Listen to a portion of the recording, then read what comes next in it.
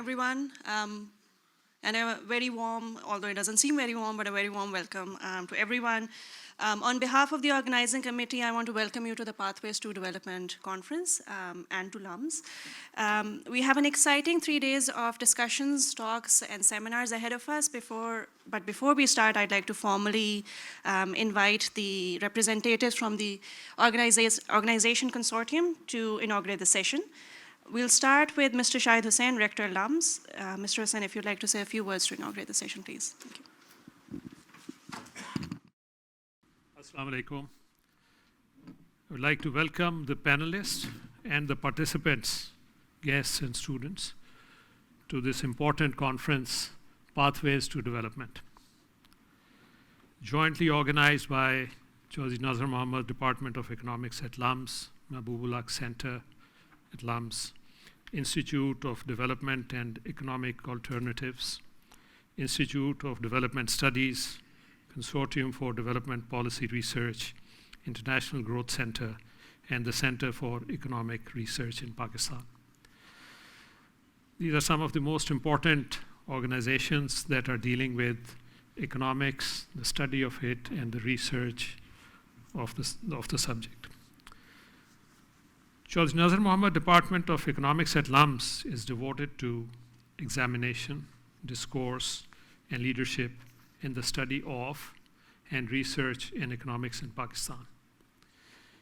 If we were to define what it is that we aim to do here, it is to foster intellectual debate among the finest minds in the land, to engage with the topics that have an impact on the everyday life of millions of Pakistanis, and to generate solutions for a stable and valuable future economy. The future economy of Pakistan has to support millions of households, build industry, and encourage growth around sustainable solutions for future generations. We look forward to coming together of great minds over the course of this conference, and hope to see the boundless energy that comes from such collection of ideas, for it is, in fact, through such ideas that the future can be seen. Every time that I step on this campus, I'm reinvigorated with renewed optimism for the future of Pakistan. How can one not when one sees the promise and potential in the young minds that gather here, in the strong minds that guide them, and the collective wisdom that events like today bring forward. Our future is in good hands, and I am thankful to all for participation in this conference.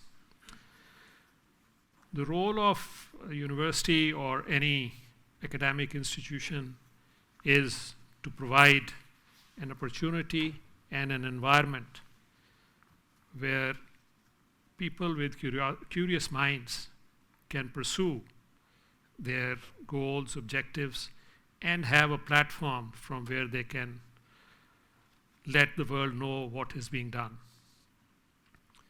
At LUMS, we are hoping to, inshallah, have the Times Higher Education Regional Conference next year, which will put LUMS at the map regionally. All these efforts by LUMS are there to support higher education. A couple of days back, we had a small session where we had professors from Oxford, and the subject was the future of the universities in higher education. And I think it is incumbent upon institutions like LUM to provide platform to such efforts. I'm very grateful and very happy to all the institutions who are participating in this. It is wonderful that everybody is getting together to have an event like this. Individual efforts are also important, but it's important that people come together to find solutions. And this is maybe the most appropriate time in Pakistan's history where we need sustainable solutions for growth. Thank you and welcome again. you, Mr. Hussain. I'd like now to invite Mr. Afzal, Mr. Mueen Afzal, Chairperson and Board of Directors, Ideas. Thank you.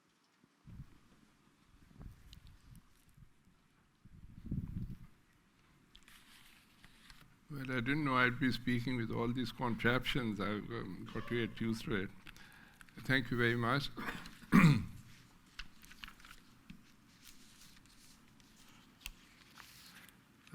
Mr. Shahid Hussain, Mr. Ijaz Nabi, Mr. Maroof Ali Syed, Shandana Khan Muhammad, distinguished ladies and gentlemen, on behalf of the Board of Directors of Ideas and our advisors, I would like to begin by thanking LUMS and all the other collaborating institutions for agreeing to support our intention of hosting a conference to highlight important public policy issues facing the public sector in Pakistan. From within Ideas in particular, I would like to acknowledge the efforts of Mr. Faisal Bari and Mr. Ali Chima, as well as Rabia Malik, our CEO, in putting together a conference which I do hope will be stimulating. We have some wonderful names here and some very interesting topics. It is a popular view in academia, and I assume that here at LUMS, we are at the heart of Pakistani academia, that Pakistanis have stopped reading. I would like to add that perhaps Pakistanis have also stopped thinking.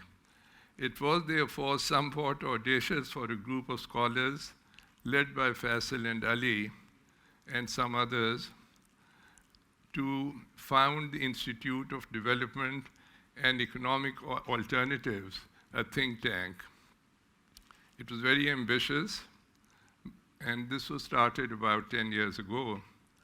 It is with some pride that I can announce that 10 years later, with the efforts of our members of the board and the industry of our team of dedicated researchers, Ideas has achieved financial stability and established a special niche for objective research on policy issues facing the Pakistan government and the provincial governments. Over the next 3 days, you will have the opportunity to hear and comment on the detailed policy recommendations emanating from this research and from, of course, many other scholars who are going to be here at LUMS. But at this point of time, I will briefly highlight some of the areas that have been the subject of our research in the last decade. Broadly speaking, we've been looking at 3 different strands for our research. The first is work on human development. And our education work within this cluster has largely focused on issues related to delivery of quality education through the public sector. The fundamental question which our researchers have been trying to address is, why has the state not been able to deliver better quality education through public schools? And while this is, of course, a very relevant issue for Pakistan, it, I think, continues to be a relevant issue even in developed economies. Another aspect of education work we've been looking at are issues of inclusion in more detail. How does an education system manage to deliver quality education to children who have diverse or special needs? Within inclusion, our work on disability has allowed us to highlight this area quite significantly at national and international levels. Work on youth has looked at issues of education, including vocational training, employment, and engagement as citizens in detail. A second strand of work has focused on public finance and governance. State capacity to deliver goods and services demanded by the electorate is key to the democratic process. This research cluster underscores pressing issues that diminish state capacity, such as weak fiscal capacity, lack of appropriate public action, bottlenecks in institutional accountability, and escalating conflict. Strengthening the rule of law and democratic participation is critical for effective citizenship rights, creating socio-economic mobility, and catalyzing economic growth.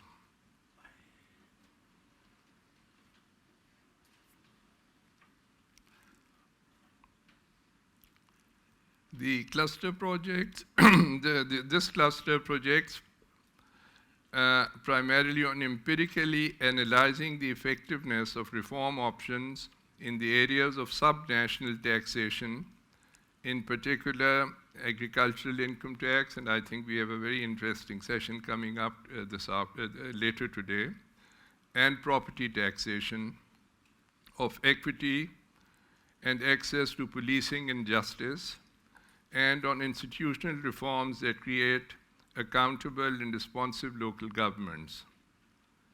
Another important focus is on measuring gender gaps in economic and political participation and representation.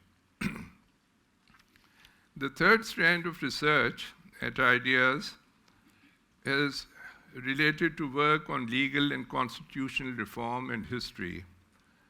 This body of work focuses on the challenges of the socio-political dynamics underpinning the formal justice system of Pakistan through the threefold lens of legal, historical, political development, and social movements.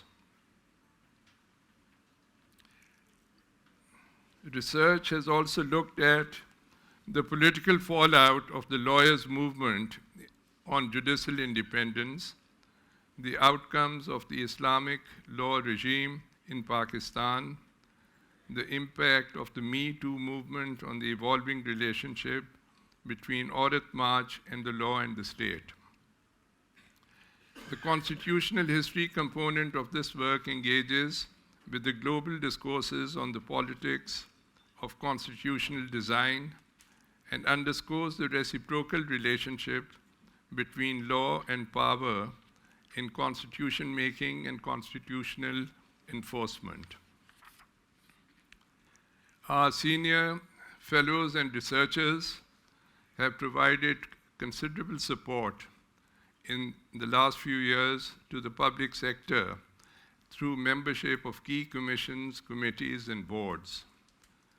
Some of the entities they have been participating in: State Bank of Pakistan, the Higher Education Commission, the Prime Minister's Advisory Council, although from my times I always recall that the Advisory Council had a very minimal role in policy making. Yeah.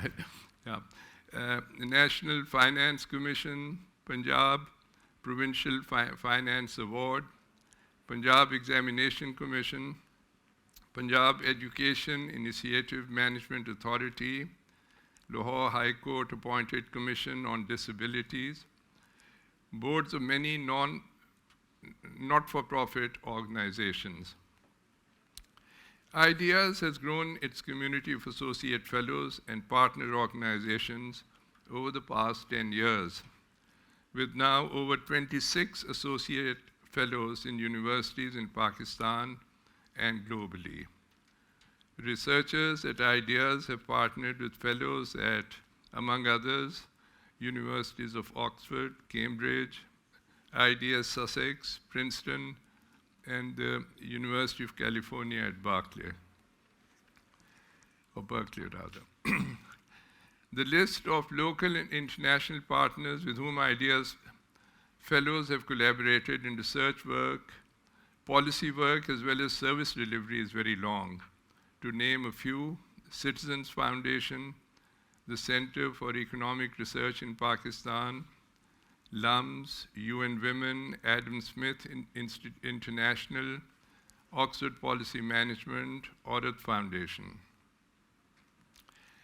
This conference, the Pathways to Development Conference, as intended by the fellows and the board at Ideas, is a platform for bringing together empirical and historical research by economists, political scientists, sociologists, legal and constitutional scholars, as well as law and policy reform experts within and outside Pakistan.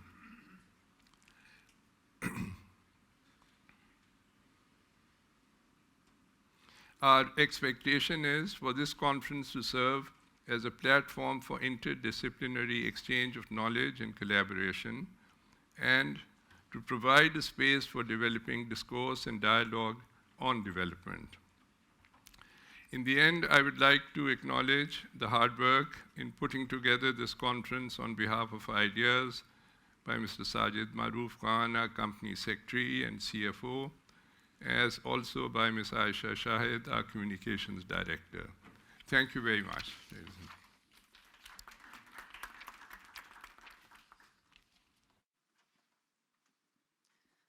you. May I now request Dr. Shandana Mohmand, lead of the governance cluster in Pakistan Hub IDEA Sussex.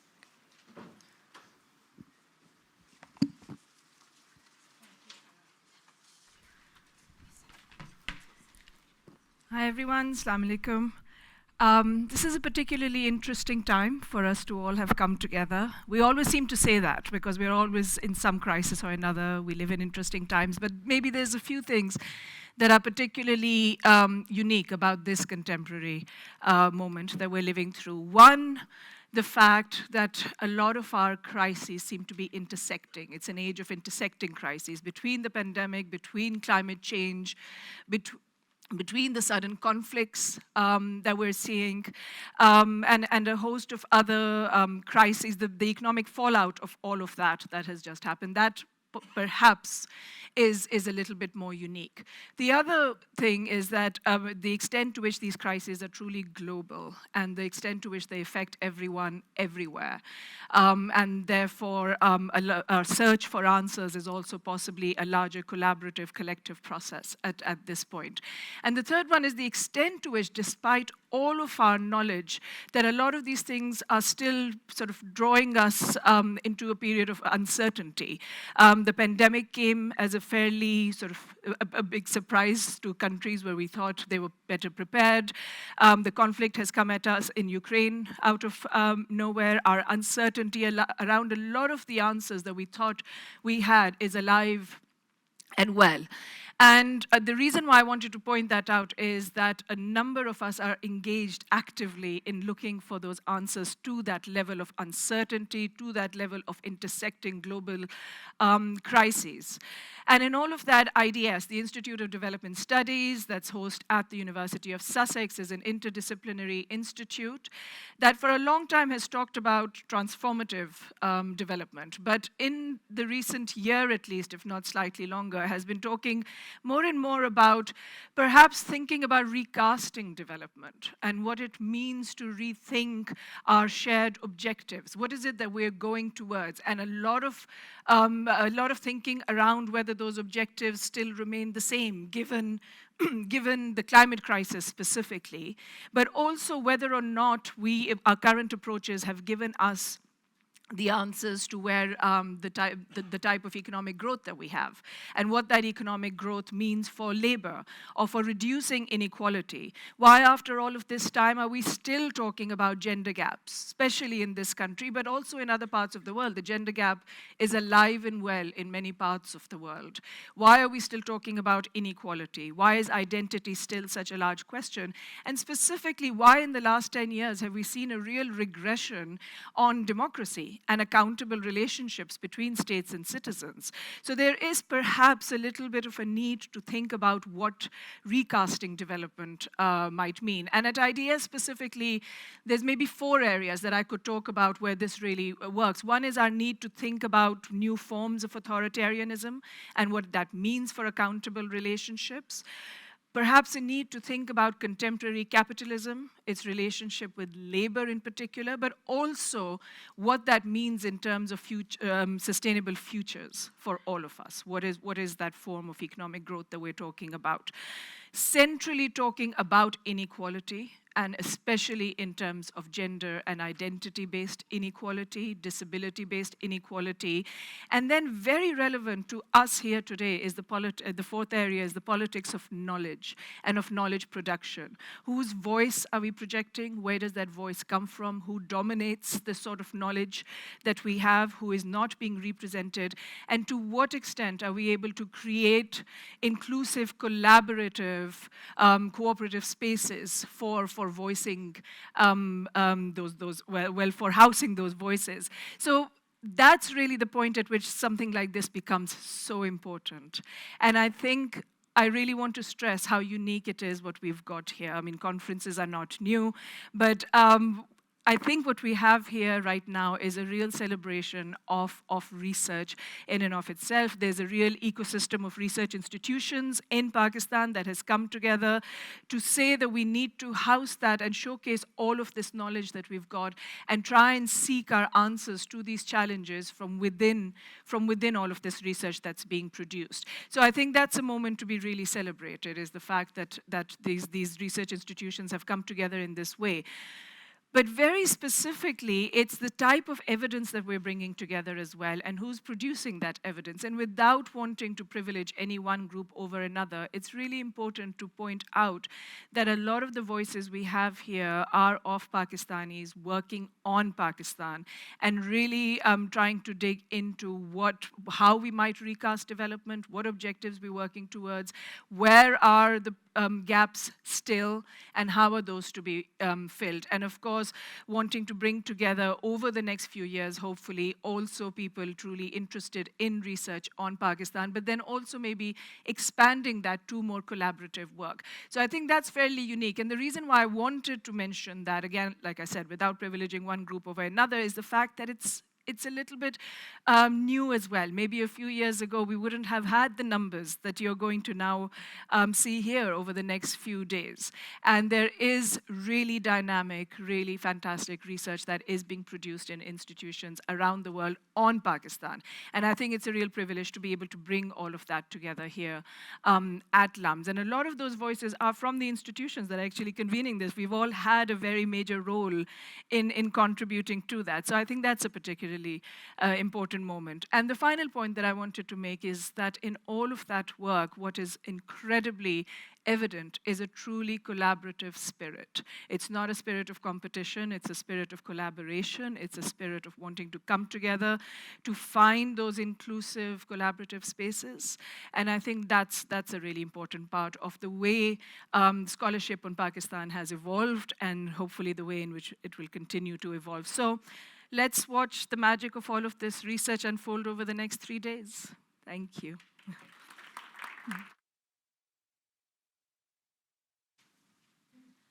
I now request Dr. Ijaz Nabi, Country Director, IGC, and Executive Director at CDPR. Thank you very much. Since I've been take advantage of that and speak sitting down.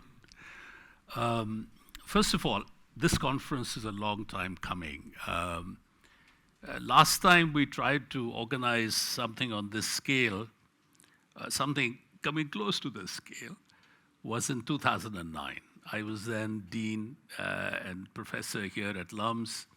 I'd raised the funds.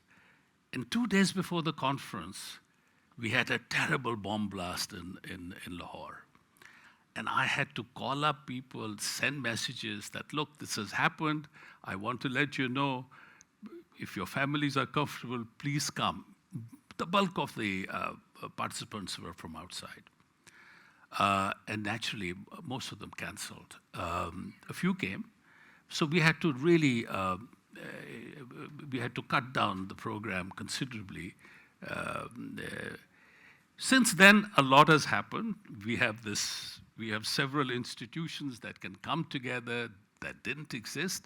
But most importantly, we have technology.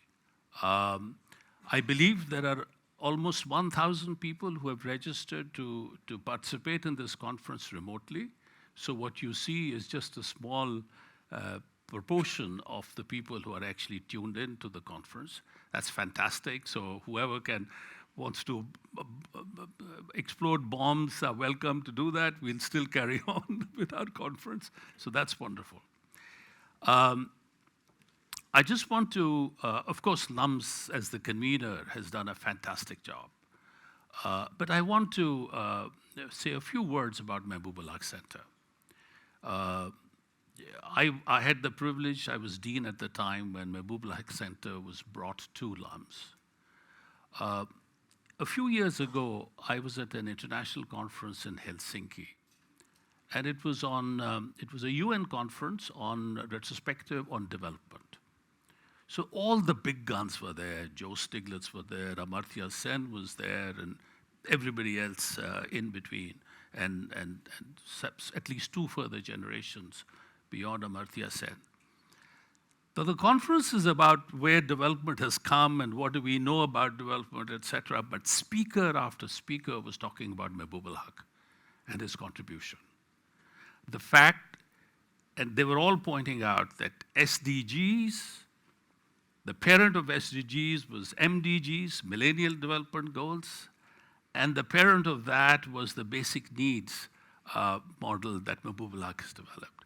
So I think we should commemorate that, we should honor that, and therefore we should continue to support as much as possible activities and keep the name of Mehboob Haq Center alive.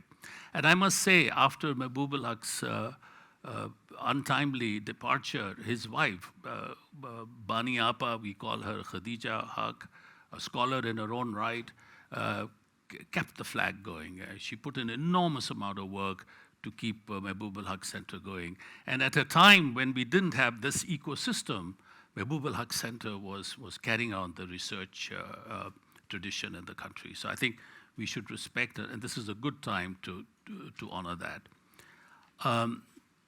I just want to spend a couple of minutes each on the 2 organizations that I represent. When I returned to Pakistan after 22 years abroad, this is in 2008, I knew what the right policy questions were in Pakistan, and I was sufficiently hooked up through various, the dysfunctional Economic Advisory Council, and various other committees. So I knew what the right policy questions were. And I knew how to rope in people who had international experience in policy design, people from the World Bank, etc. But I had no money. And I did not have access to young academics, so internationally placed young academics with whom I could connect the young academics of LUMS. And that's when IGC came along. They asked me they explained to me what the program was. They invited me to make a presentation on how Pakistan can contribute to the IGC and how IGC can benefit Pakistan. It was at the London School of Economics, and I made a nice presentation. And everybody said, this is all great, this is all wonderful, but we are not going to Pakistan. Pakistan is an insecure country. Our wives will not let us travel to Pakistan. And I said, these are all young professors from Harvard and Oxford and everywhere. And they said, it's a fantastic set of questions, you've got the data, but we are not going to Pakistan. That was in 2010. Today, IGC works in 8-9 countries. Pakistan has the largest program. And the largest number of non-Pakistani researchers are working on Pakistan and working collaboratively with Pakistan-based scholars. So some of what Shandana said has really manifested itself well because we have developed this ecosystem, because LUMS is here. LUMS has done 2 things. LUMS has attracted young faculty, and LUMS has what is even more important for research is that LUMS has these young researchers, people who have just graduated, people who have done a master's, and they're available to support the young academics domestically abroad to do the research. So LUMS contribution has been fundamental. IGC works in 4 thematic areas: firms capabilities, state capability, energy and environment, and cities. Now, of course, when you unpack this, IGC works on just about everything, but there's a limited budget. So within this theme, IGC has been supporting research and continues to do so. The model from the academic point of view works very well because there's no hidden agenda there. You know, say these are the thematic areas. You guys come together. We will only fund research, no consultancy money. We will only fund research, and we will fund research that can be published in the world's best journals. That's the only criteria that IGC has, and that's worked very well so far. And it is indeed, LUMS shows how setting that criteria can actually contribute a lot to raising the quality of discussion, to raising the quality of research in places like LUMS. When IGC was created, IGC is actually a very, very small organization in Pakistan, but worldwide also. But the idea was that how do you deepen the research method, the research message, the research findings of the IGC? And for that, we then created a consortium, which was CDPR, which is Consortium for Development Policy Research.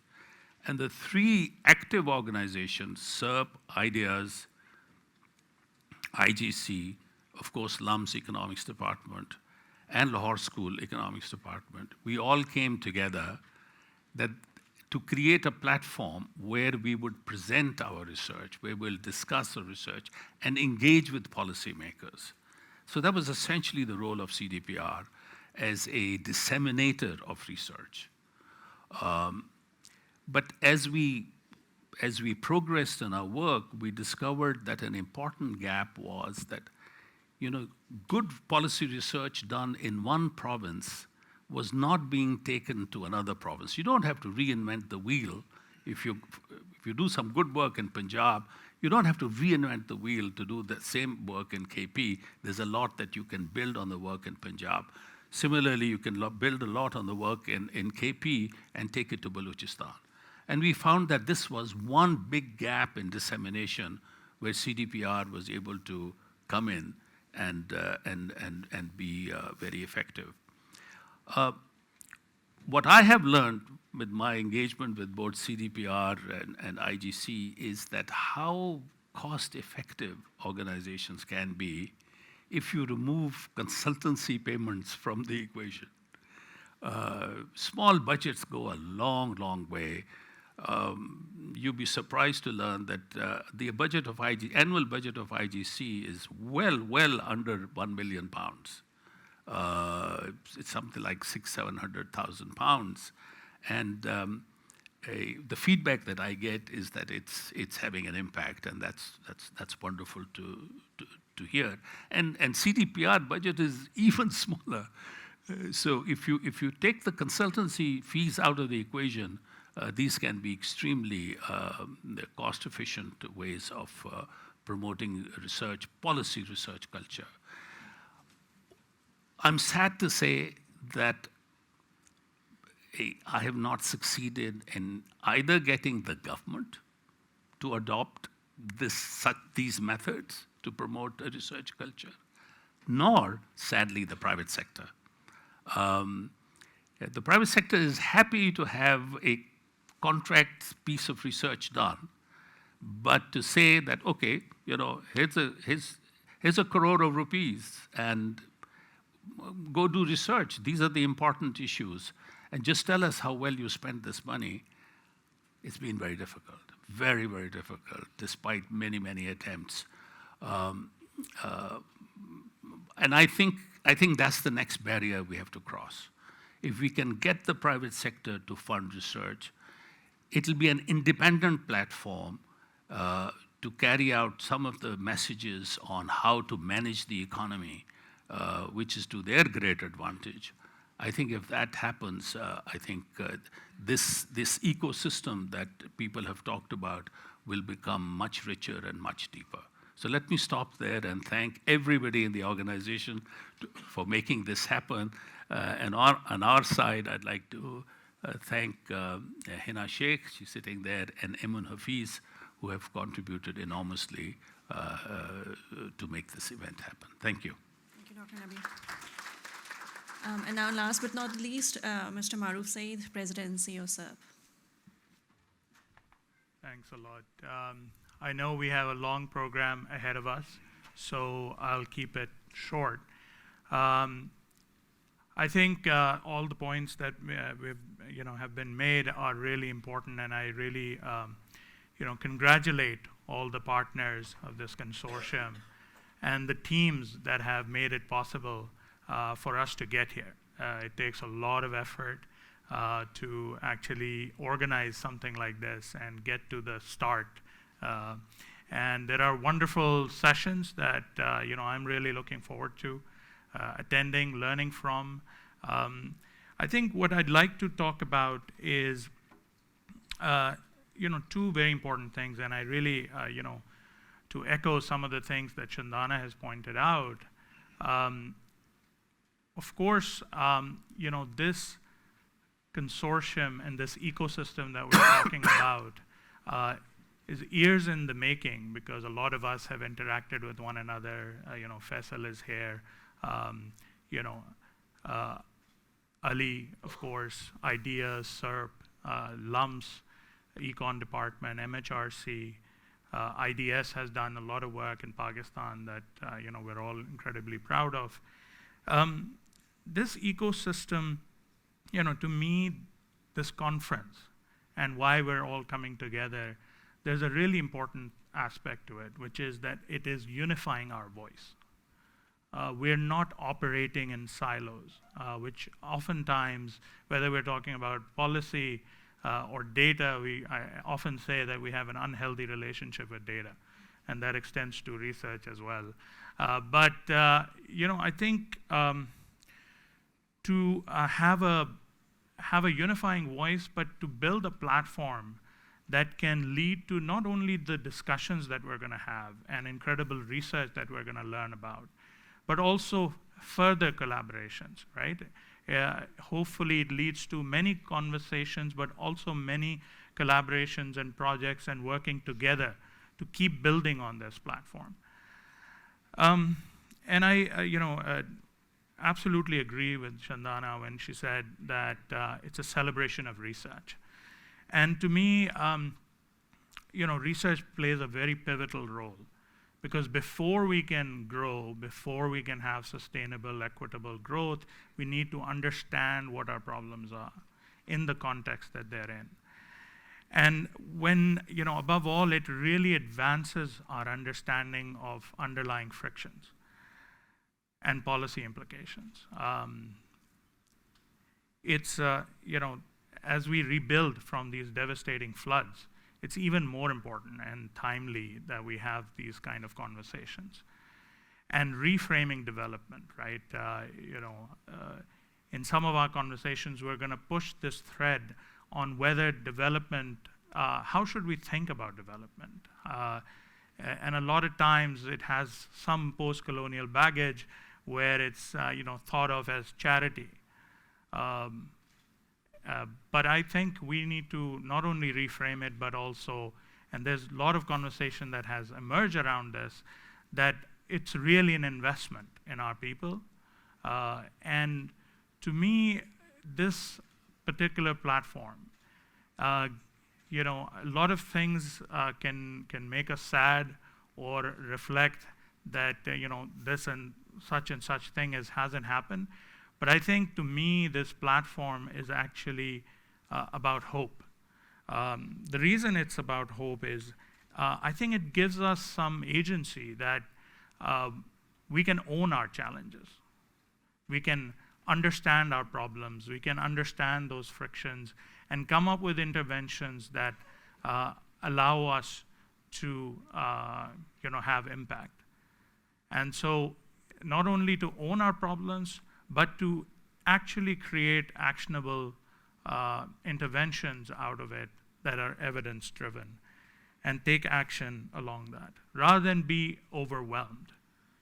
So to me, this conference is really about celebration of research, but a beacon of hope as well.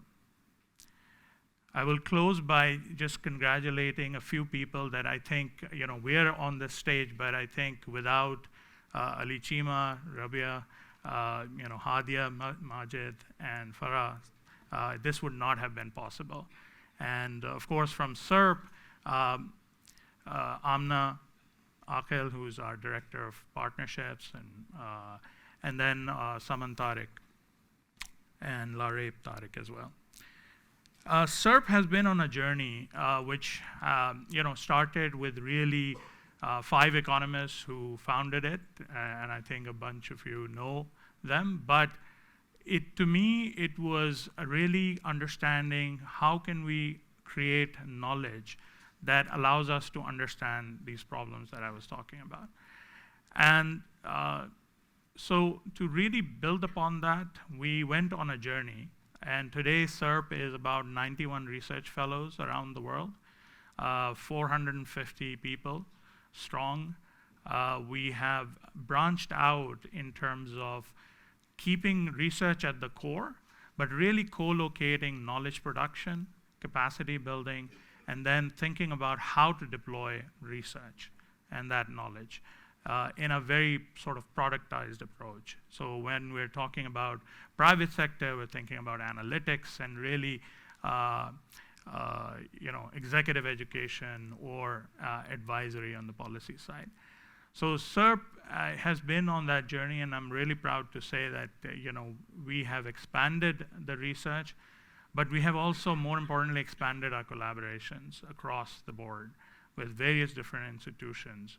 And I hope that this consortium grows. I know, Akbar Saab is here from IBA, other universities, Quaid-e-Azam University, and so on, that we continue to build this platform and make it across Pakistan.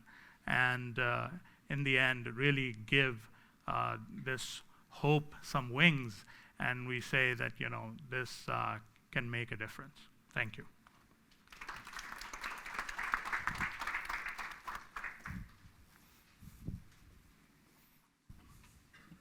Just before Farah comes up with some housekeeping, on behalf of the conference committee, I'd just like to thank and acknowledge all the individuals who've been part of making this happen.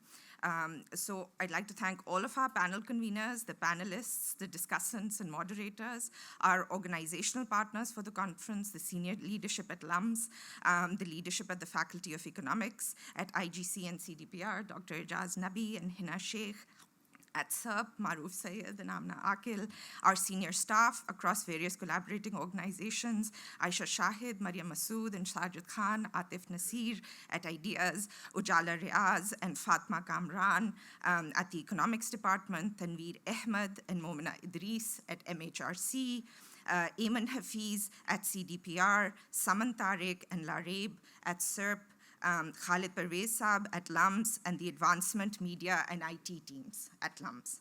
All the RAs that have volunteered to help us today to make, and for the rest of the 3 days, to make things run smoothly. Zoha Atiq, Aisha Mursaleen, Rida Fatma, Noor Muzammil, Faizan Rashid, Adnan Hassan, Umair Ahmed, Masab Qayyum, Zoha Awais, and Hana Noor Zaka. And finally, and importantly, a huge thanks to my colleagues on the conference committee, Dr. Hadia Majid, Dr. Farah Said, Dr. Ali Chima, Shandana Khan, Dr. Shandana Khan, Dr. Sara Khan, Maryam Khan, Dr. Faisal Bari. For early inputs, Dr. Basit Zafar, Dr. Aisha Ali, Dr. Umair Javed, and Dr. Sheraf Khan. Very much hope you'll find the panels and papers very engaging, and looking forward to continuing this collaborative effort in the future.